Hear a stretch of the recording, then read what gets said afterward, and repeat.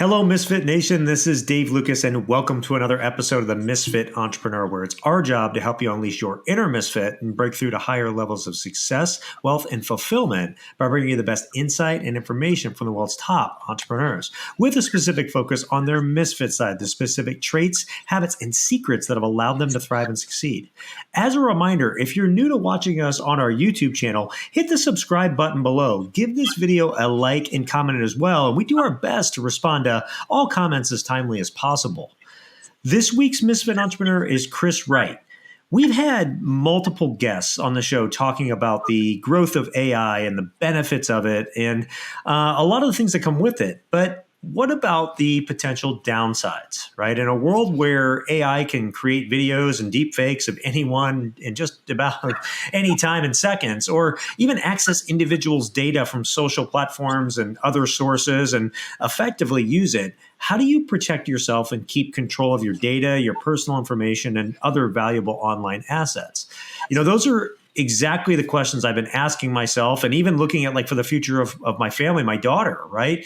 When I was introduced to Chris Wright. And Chris is interesting. He's a former U.S. Army attack helicopter pilot, an entrepreneur, and founder of the AI Trust Council.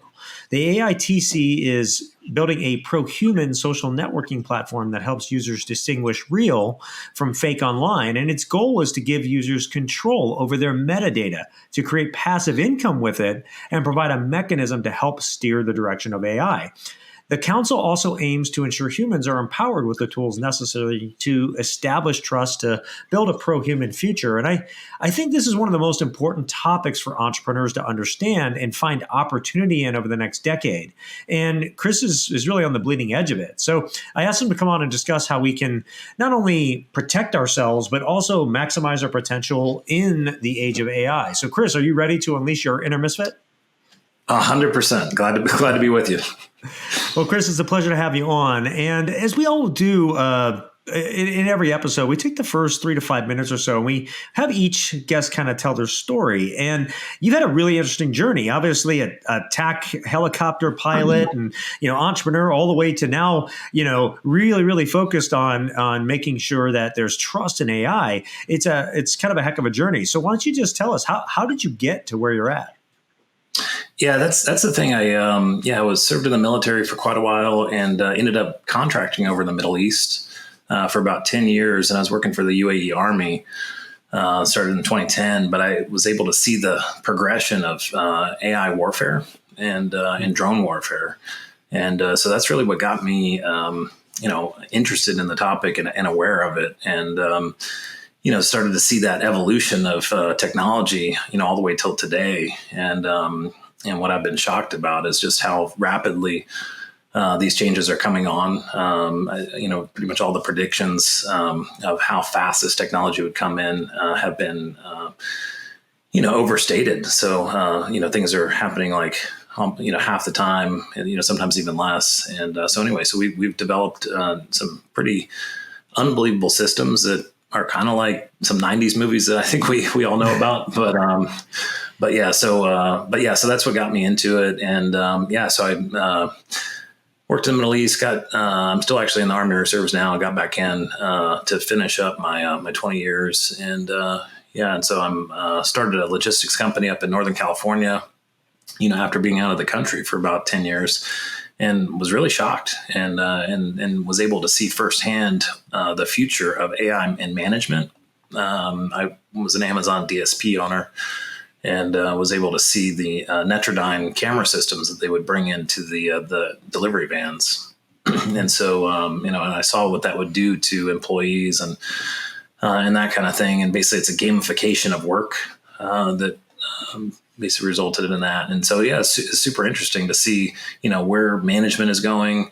But not only that, but then to witness, California in all its glory and some of the stuff that's going on there is pretty unbelievable. So, it's just pretty shocked. And you can really start to see the future we're moving towards. And, and so I attended one of the very first ChatGPT conferences in the world in Las Vegas. And it was Mitch Carson and put it on.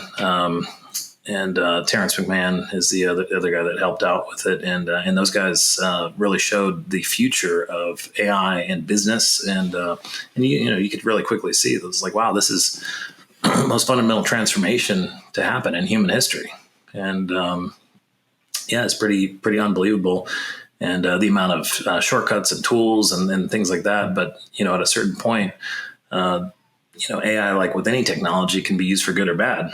And that's definitely what I saw, was that, there is massive potential for misuse, but also massive potential for good use. And so anyway, so it's a big discussion point. But what I found was that there is not a lot of leadership in the AI space. There's not a lot of regulation in the AI space, and certainly not a lot of safety. And that's one of the key elements, especially coming from a aviation background. I've been basically a safety professional for quite a while, and that's what you notice is that this industry is has a massive impact on humanity, but it's completely unregulated and largely just out of control and basically motivated by profit, more so than anything else. And so that's where the whole pro-human aspect of the Trust Council comes in. And the idea is to, steer AI in a pro-human direction. And so meaning that, humans are the number one. It's not all about technology. It's about us. And it's about making sure that we don't lose our, humanity, in this whole transition towards this AI future that we've got. Well, let's talk about that. Well, we're going to dig into that, but let's start, I guess, with how do you see the state of AI now? Like, where are we? Where are we going? Right? And what should we be preparing for? Yeah. So right now, it's amazing what some of the tools and techniques that have come out already. And there's a lot of companies and a lot of investment that have gone into a lot of these AI systems. And, so you have these independent companies that are, trying to develop the next greatest AI spinoff. But what's actually happening is kind of the big tech companies, OpenAI, obviously, Microsoft, Google, even, Elon Musk, and they're all creating their own AI agents and platforms. And what's happening is it's we're getting into the realm of AGI, which is artificial general intelligence. Mm-hmm. And so basically that's the capability of an AI system to replicate most functions of a human and actually be an expert and potentially very, very brilliant in whatever field or task that you apply it to. And so that gets into some of the new developments that are coming out now, which is multimodal technologies. So instead of having like a ChatGPT that's good with text or video, it's basically now combining text, video, audio, and even logic, reasoning, problem solving, things like that. And so it becomes basically an all-in-one system. And so as these all-in-one systems develop, it turns into a platform that you really don't need a lot of these, smaller platforms that people have invested money in. Those systems are already being surpassed by these multimodal, more AGI type products that are coming out. And so that's what you're starting to see. And at a certain point, that's when we get, pure AGI. And so, Sam Altman is kind of hinting at it. You've had some stuff that came out this last week where some engineers were kind of saying like, hey, we've got it, we've got AGI now, and we're just not releasing it because the public isn't quite ready for it.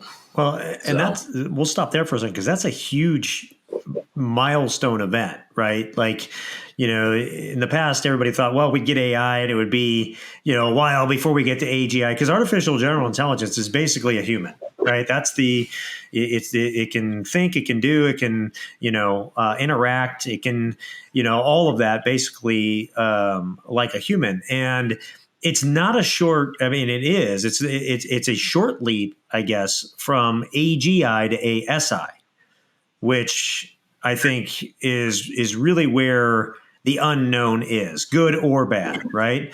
And ASI is artificial superintelligence. So if you guys are watching out there, if you haven't looked at, these are the typical terms that you hear around the stuff. But artificial superintelligence is like far beyond human beings. Like to the point of it. This is where you start to get into the movie stuff from like the 80s and 90s and all that stuff, capabilities, right? So what are your thoughts on our progress towards that? Because it seems like we're just blowing through these milestones without even really thinking about it.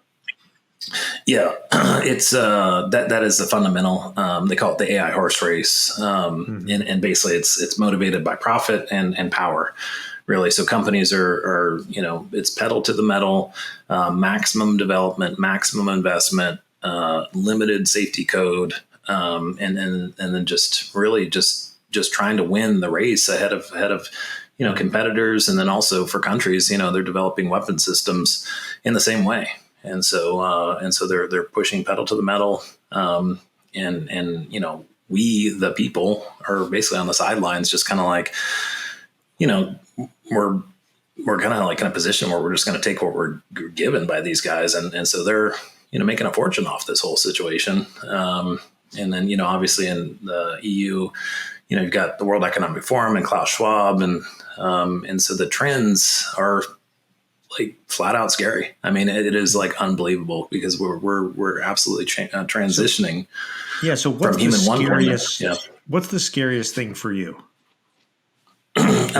So I'll just talk about like AGI. So for example, AGI, this is one of the things it's coming, that it's a huge concern, and it's literally like, months away. But basically you can get an AI avatar, and you can have that avatar be a counselor, coach, therapist, whatever. But ultimately it will become a virtual assistant.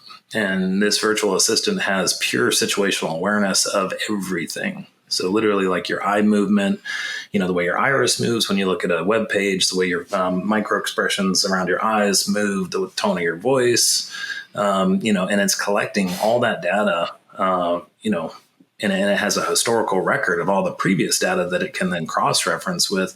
But it's that data associated with your background and the surrounding friends and family, and people you come across, and ultimately this AGI can rapidly take all that data and then make decisions about what that is. What that is. Makes decisions on how it's going to guide you as an individual, as a user. And so as an individual, you are completely, you have a super intelligence that is ultimately controlling your decision making, and actually gauging your background, and has a full understanding of you as a person. And then with our limited IQ, most people, have IQs less than 160. Einstein was at 160. And so you're looking at intelligence levels that I've heard in the billions. That's I've heard 2000 right now, but I've heard engineers talk about, hey, we're moving into IQ 1 billion, lickety split, like it is coming real fast. And so then the problem is with with the consumer market, individuals, you have children that are looking at this kind of stuff, and it will coach them. Think about an impressionable teenager and kind of like, that kind of thing. And on one side, you could really have a very positive, interaction with this type of technology, but at the others, more on the dark side. I mean, you have bad actors that could absolutely use this, or just unintended consequences. And that is actually the most likely. And so it's kind of ends up in the realm of like, TikTok, TikTok today for kids, it's transforming their brains, attention spans, like all that kind of stuff. So anyway, so really that aspect of AGI, that's an immediate concern. And really there's no guidance, no liability for harm. There's it's really just all profit that's pushing it.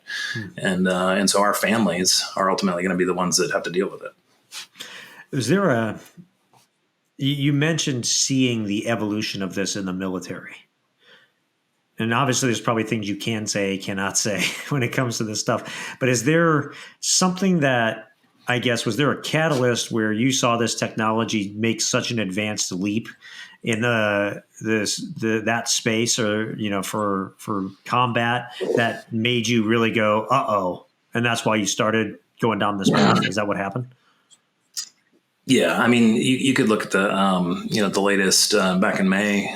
Israel started to use the system called the gospel, and basically what that system is a AI targeting system. Normally in the military you have like a targeting cell that will identify targets based on intelligence and that kind of thing, and so in this case you actually have AI applied to human targeting, and basically what that entails is these systems sucking up all available data, and then based on that data, same kind of thing I was talking about with the AGI, but it can actually pinpoint bad actors or potential enemy, right? And so with this gospel system, Israel was able to create about 100 targets a day that then would be executed. So basically they said about 50% of those targets would get pursued each day, and now when you have autonomous drones that are that actually can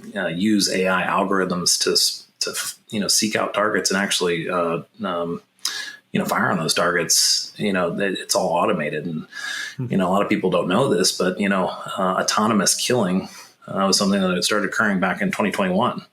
So Gaddafi was ousted, and there's a rebel government leadership there now, and so so they have money, and so they're just wholesale buying up these systems, and they're autonomous. So these systems, it's fire, forget, and find.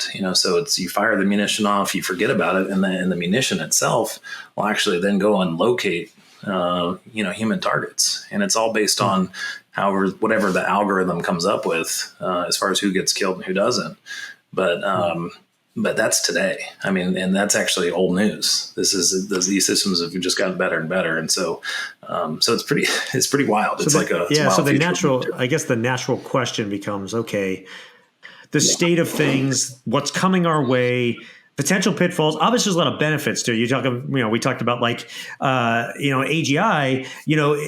There is that potential, I even think, for example, if you have a child that you want to teach them the best and help them learn the best and maximize their potential for their learning capacity, if you have an AI that really understands them and can teach them in the best way that they learn, right, as their own personal teacher, there's an example of something could be used really, really good. But if it's programmed wrong, then it can bias them, it can condition them in certain ways and all kinds of other stuff, right? So there's this fine line that, it can start off one day good and then it can tip. So what do we do, right? And especially from an entrepreneur standpoint, if you're a business owner out there and this age is coming, it's going to affect every industry, right? You talked about the personal assistant that can do everything. Well, I just talked a teacher could get replaced. There's other things that could, be fully replaced if you've got a billion IQ tool at your disposal, right? So what do we do?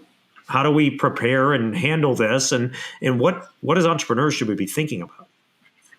Yeah. So number one, it's education, and really entrepreneurs are at the forefront. They're at the leading edge of this whole AI issue, especially with respect to employment issues. I mean, that's from a governance perspective, that's first and foremost, what people are thinking about, and so some of the concepts are universal basic income and things like that. But ultimately, what you do have is an upending of our work life. There's a lot of kids that are graduating from college right now that, they get out of college with a lot of debt, but, they're met in a job market where, the AI systems have replaced, their profession. So it's really, it's an issue of how, our business leaders going to, what type of ethics are we going to set up around AI?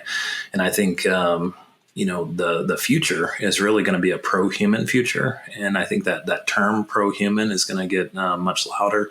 Mm-hmm. And so, the first things we can do are really educate ourselves and and start to develop those pro-human ethics around this technology. Ultimately we have, an alien life form that has just landed here on Earth, and it is super intelligent. I mean, it's already brilliant. So, do you feel like it's moving so fast though that it's almost like a pendulum? Like we're not gonna have time to put the ethics and all that stuff in place, and this thing's gonna blow by it, and then we're gonna have to pull back, right? And then that stuff's gonna come. It almost feels like that's the trajectory of this thing. Yeah, pretty much. I mean, that's basically what's happening. I mean, and I think it's actually by design. The Department of Energy has been studying, AI since the 50s.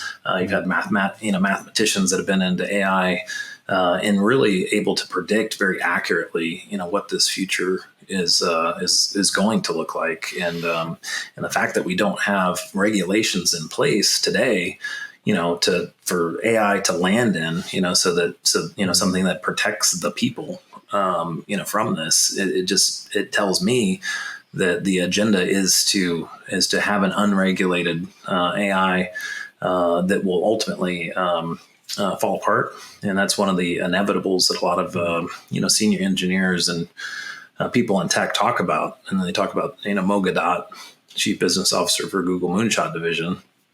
He talks about, the inevitables of AI.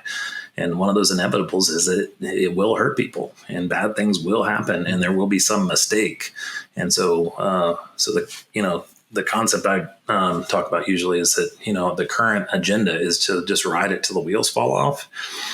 And then there's an advantage for that happening by certain people.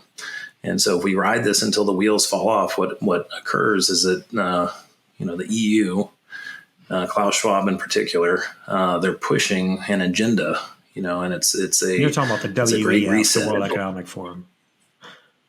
Yeah, WEF, yeah, and so those guys are pushing this agenda to bring in a central bank digital currency and an AI control system very similar to China, and so obviously there's a westernized version of it in place in UK, and it's going into Europe, and it's also going into Canada currently. And we have elements of that are coming in the United States, which is, through ESG.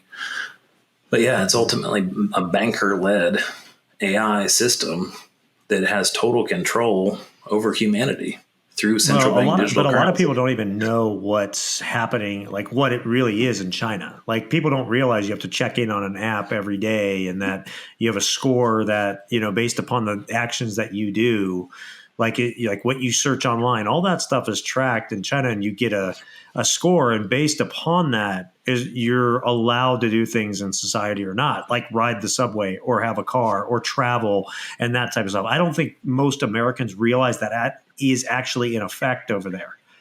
And, yeah. And there is a lot of talk. Yes, the WEF spearheads a lot of that stuff. If you follow Davos and that sort of thing, you can watch their videos online. They're very transparent about what their thoughts and ideas are. A lot of people just don't pay attention to it.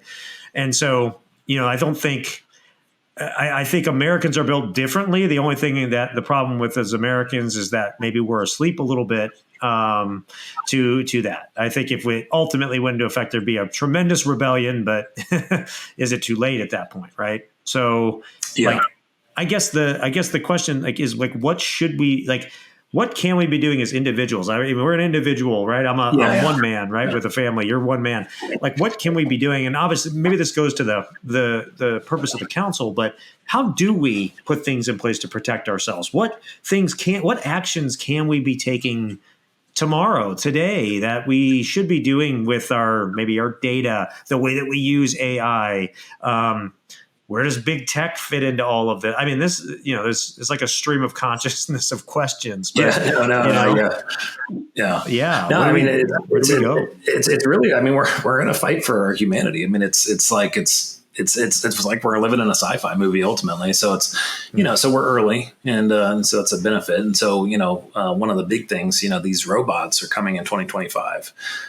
Once the robots come, that's when life as we know it is transformed, and we just have to take whatever that whatever that outcome is, we just have to take it, unless we stand up today and say, hey, no, this is what we want. This is we, the people, this is what we believe in. And this is what we feel that is positive for humans. And, and then other technologies could be a problem for humans. And the idea is to get the people, a voice. And so that's ultimately why I started the Trust Council was, I could see that the, regular day-to-day humans weren't being, they're not part of the equation. You need to have a voice. And so, so number one is education, getting educated on it. Listen to some of the experts out there who are talking about this, because it's, everybody's all about profit. Obviously we have to be, in order to survive, but at the same time, there's other aspects to this whole thing to where if you zoom out a little bit, it's like, wow, this is the biggest political issue of the future. I mean, how we approach AI, how we steer it, all that kind of stuff. And the fact that there isn't, strong leadership on this topic today, I just don't understand it. Really what the biggest leaders in AI today are big tech, and there's issues with those guys. They're motivated by profit, but if you actually talk to them individually, they believe in a different future than most people. And so they actually look at a future where human 1.0 is replaced by human 2.0. And human 2.0 is a augmented human that has a digital interface with technology that can then interface with, 1 billion IQ systems. Mm-hmm. And so, that's, and you talk to some of these guys and they actually call it speciation, or, Larry Page had an interaction with Elon Musk where they get into the topic of being a speciest, and so they live in a different world, and they're already on to this whole, picking sides. Its first month in a human test subject, right? Yeah, exactly. And I think Elon Musk is way more grounded in this space, and I think he comes at it from a pro-human perspective, which he's one of the few in big tech that is thinking that way. But there's a lot of leaders in tech that are they're literally anti-human to the point where they will admit it. And all you got to do is just ask them and say, hey, are you pro-human 100% with regards to AI? If you were to pick a team, would you pick team human or would you pick team technology? And so in this, and what I found is, when I'm talking to people or trying to hire people, is that they'll actually admit, they're like, no, I'm actually not pro-human, I'm pro-technology to the point of human extinction.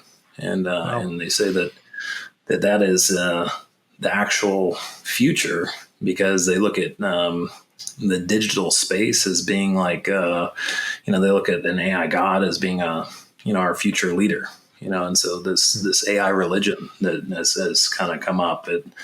That's the fear of ASI, right? I mean, at least for those that are on the side of pro-human, the ASI becomes that godlike figure. 100%. I mean, and that's the thing. I mean, if you got, there's talk about these superintelligence systems, accurately working to predict the future. I mean, to where it's like spooky.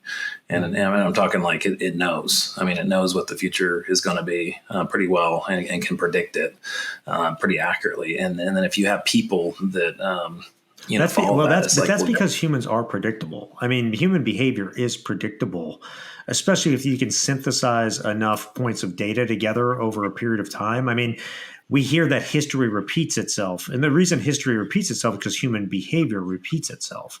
So if you have access to all of that and a power like what you're talking about, I think it would be pretty easy to predict. As scary as that sounds, it'd be pretty easy to predict, So 100%, yeah. And that, could be a gift, but it could be a curse too. I mean, it's like, how cool is it to know like what's around the corner? But at the same time, if you say, like on an AGI system, you're like, hey, here's the AGI says like, all right, this is what I predict for you for the next week or two or month. But all you got to do is do these steps, and your future will look like this. And then somebody could just click yes to those things and be like, okay, now the AI agent actually executes those steps for you, and ultimately steers your future. So, it is the biggest, manipulation tool ever. And the current trajectory is that you're going to have a banker, Klaus Schwab. He's a private central banker in charge of that system. And that's the future we're moving into. And, that helps explain like, why is it, BlackRock, the three Vanguard and, basically Street. these banking State Street. Yeah. These big banks, BlackRock. these are the guys that are ultimately, in charge of your future as a human being on Earth. Well, they control more money than most countries, or they're worth 100%. More than almost all countries, many combined, right? So they have that ability to effectively dictate, and that's a whole different issue. It's not even AI based. That's hey, we want you to put these on your board because we control this amount of your shares, or we want you to go in this direction as a company. So where they're aligned, where they want to go is where big companies go, right? It's interesting because there's been this, and we're seeing it now. And a lot of people know this. I think that have watched the show for a while. You don't know this, but I've owned a investing education company for over 20 years. So I'm very in tune with what's happening in the markets, what's going on, what the trends are, and that sort of thing, because I have to be to take advantage from an investing standpoint in that. And it's really interesting to see right now kind of the effects of those big players and what they've done with their push to like the car companies to go all electric, probably ahead of their time, before their time. And what you're seeing now is like it's hitting the tape. Like I even saw today, like the Ford F1 Lightning, they're not selling any of them. So they're dropping the price by like $15,000 plus giving incentives to buy the F1 Lightning because they can't move them off of the F-150 Lightning because they can't move them off the lots. The Audi e-tron, which is like $115,000 car, they're giving like $40,000 off and you can lease them for like $600 right now.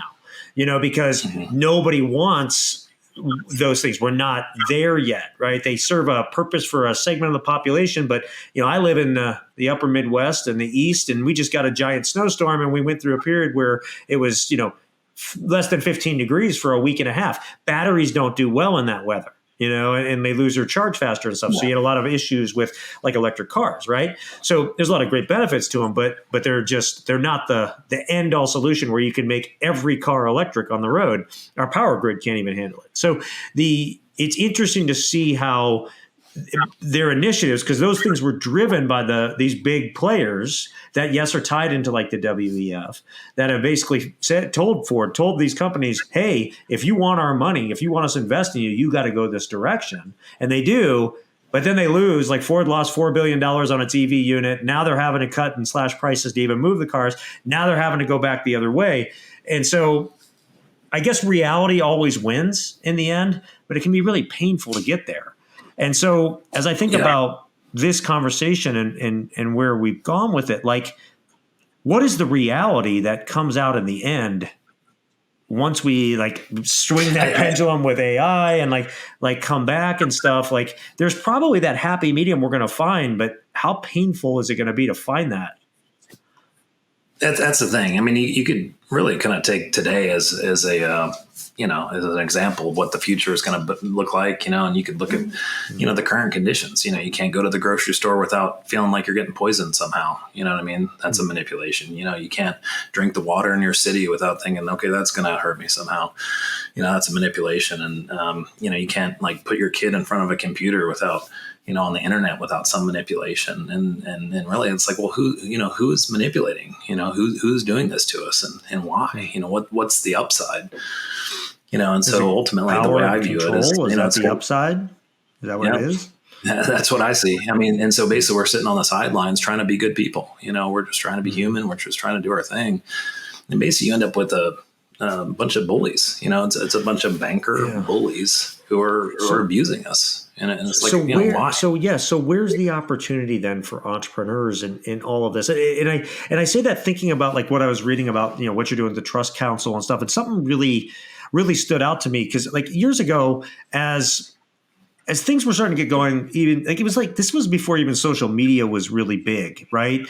But myself, but we were in the business intelligence space at the time, and my business partner and I were just sitting there. I think we were having a couple beers and just talking about the future in tech, and we were talking about like this idea of creating sort of an online data vault where individuals could go and they could store, like think like your airline, rewards place where you store all your information and you go book and it auto populates everything, right? It's like the same thing where you store the data that you're willing to share with big tech and the world and everything out there. And, but you do it for compensation, right? So like, yes, along the lines of like, sure, Google, yeah, I'll give you my data, but here's the price you need to pay me for that data. I'm not just going to give it to you for free. Right. We never fully pursued it. And we did other things and built, a lot in the intelligence space, but now it's almost like, gosh, I wish we could have done that, but it almost feels like it's too late. Right. But it sounds like you're kind of raising funds for a similar type of solution with the AI Trust Council. So like, tell us about it. How would it work? How would, go ahead. I brainstormed this idea of like, how do we figure out what's real and fake, online, it's like obvious. It's like every, I've been faked out about 3 times this week. I've seen some hotel rooms and I'm like, wow, that'd be a cool place to stay. And, and it's totally AI generated. And, so it's a perfect, use case for, the Trust Council. So the idea behind it is that, you're appointed to the Trust Council as a trustworthy person. So we have an open window right now for people in high trust positions. And so we've, we're recruiting firefighters, commercial pilots, EMTs, also humanitarians, which is basically catch-all. So if you've been good to other humans and you have 5 people that can vouch for you as being a humanitarian, then you're part of the council. Air traffic controllers, a couple other groups. But the idea is that you want a baseline group of people who are in trust positions today that are good-hearted, good human beings that want to help other humans. So it's not, they've chosen professions that are more, helpful towards humans than being focused on profit. And, it's not to say everybody's perfect, but, from a baseline. So that's our window. So we got about 2 more months until we close that. But basically from this core council group, it's their friends and family, people that they trust in their life. And the idea is that, anybody who's trusted by these council members can then be on the Trust Council of their own. And then basically they appoint, more of their friends and family. So the idea is that it's capped at 5. The reason why is because we were trying to limit, fake accounts. And so the core of the internet in the future is really just establishing who is who. It's just us here on Earth, right? Mm-hmm. So you got all this kind of like craziness going on, but it's really just people, right? And everybody's connected in some way. There's 6 degrees of separation for most people. Most times it's even less, maybe 3. And so basically that concept of like, well, somebody knows this person who posted it if they are a real person.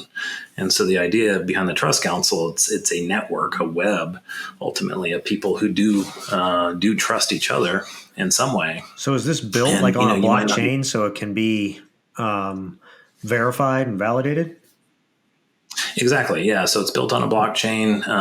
So it's a Web3 platform. And the idea is that we use crypto staking to conduct polling. And ultimately the polling is to determine if things are true or false, real or fake, AI generated or human generated. We also have filtering software that can filter out text, photos, and videos, and also audio of AI generated material. And so the benefit of that is you can have a site where people can go to where it's like, hey, everything here is clean. These are real human beings. This is real data. And if you have people that are posting stuff that is fake, basically their audience can score them on that and basically like, hey, I think this is a fake. You just got faked out. I think the thing you posted was fake. And so the idea behind it is it helps train the people on what to look for as far as fake or real, but also give them confidence and knowing that like, hey, like I'm a real human being. I am posting stuff that is real. And my intent is good. I'm not trying to hurt anybody. You should get rewarded for that. And so, we're looking to, so the idea is that we have, web pages that are all polled on being trustworthy or honest or whatever category you want to, convey to the world, and then get judged by it. And so it's the opposite do you of see the like World creating Economic like Forum. like a marketplace for, entrepreneurs and businesses that are focused on, really being pro-human, working with pro-human and kind of creating an economy like that out of this too? Yeah, and that's the thing. So basically, advertising, you're going to see a collapse in advertising soon. So a lot of the details that are, there's massive corruption, and that's the fundamental thing. The problem we have today is that you have corruption, and basically it kind of goes back to that banking structure concept that we were talking about. But basically, like the world's corrupt. The United States has got a massive corruption issue that carries over to big tech, and so as this kind of devolvement of trust occurs. You're going to look for, so advertisers are going to be looking for a home for trust. It's like, how do I know who to trust? Like, where do I go? Half the stuff you see on Instagram and everything else is all fake. Actually, it's more than that. By next year, it's 90% of content online is going to be AI generated. And so it's like, well, where do you go to get the truth? Where do you go to get like real? And so basically that's the idea behind the Trust Council, is that we want to be a home for truth and honesty. And it's basically like, it's like a combination of like LinkedIn, Facebook, Instagram, Twitter, but everything has a pole to it that has crypto staking.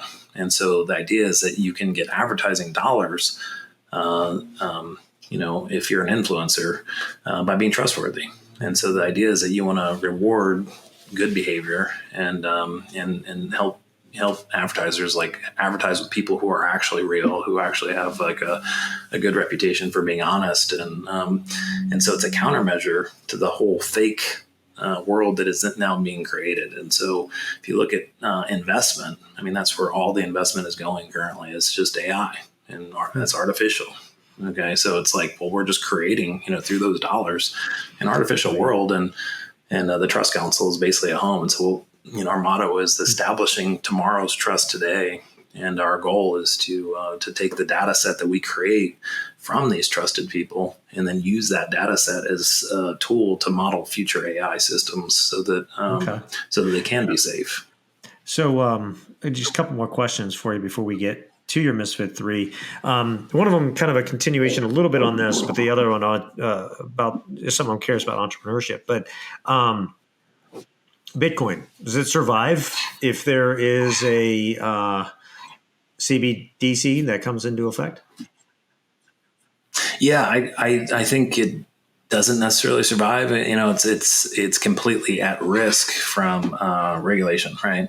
So you can see what happened with XRP and how that got regulated and it's and manipulated down because of that. And so we're really just moments away from some form of regulation happening. And so that's my concern, is that with this inevitable wheels falling off of AI, I think that will ultimately be the catalyst to bring in the CBDC, because basically what the wheels coming off of AI, what it looks like is some sort of virus, either a physical virus or even a digital virus, but some sort of thing that causes a disruption, and the disruption will ultimately cause a power outage. You see a lot of people, there's people hinting at that now.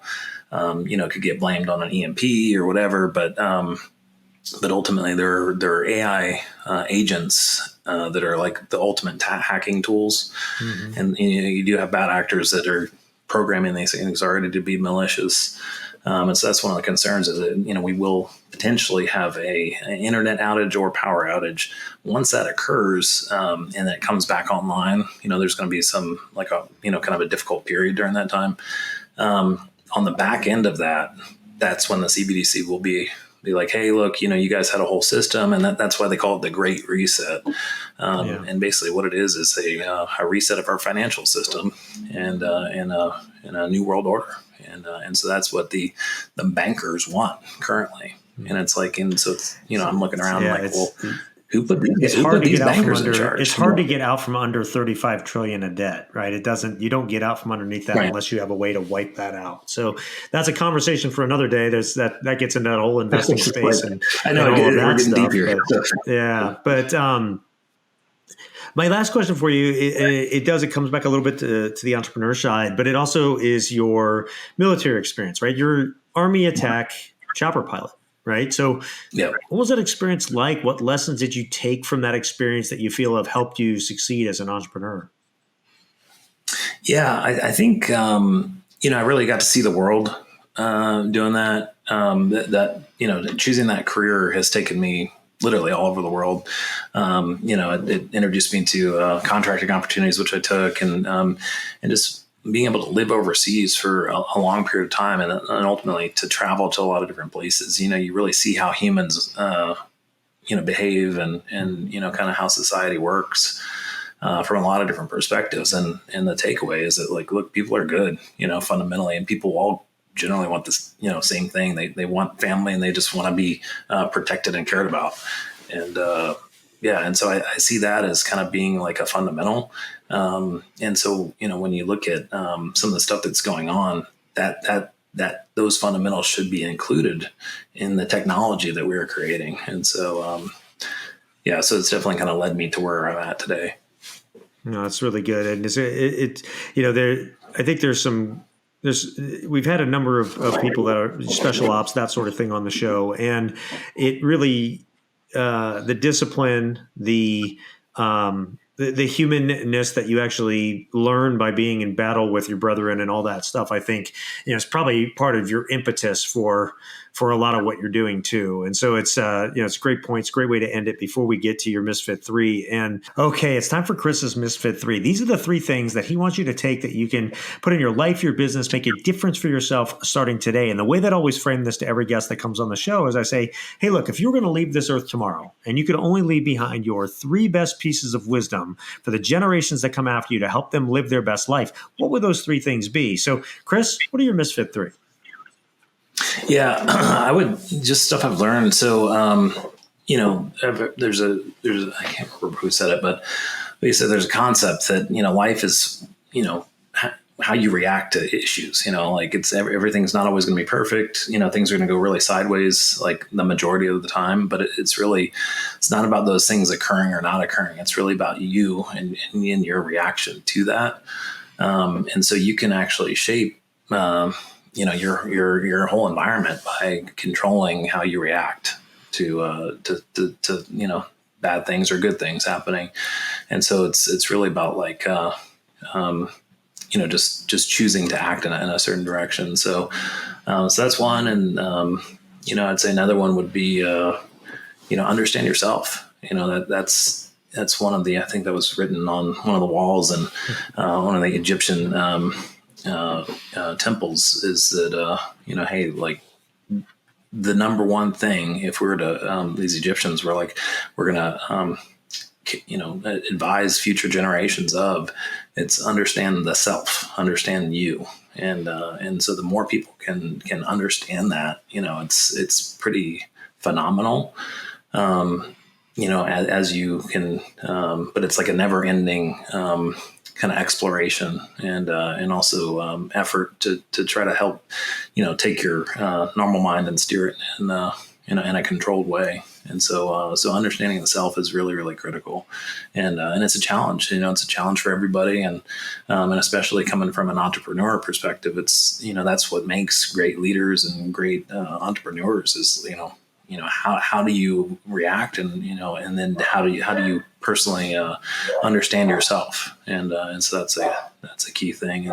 And lastly, I'd say just being positive. Just staying positive and just having a positive outlook on life. Because if you have a positive outlook, it spreads and ultimately manifests positivity amongst other people. And so I think even when stuff is really, really going bad, it's good to have a sense of humor, and it's good to kind of understand that there's always another day, and it's not the end of the world, and just if you maintain that, it creates a better outcome for everybody.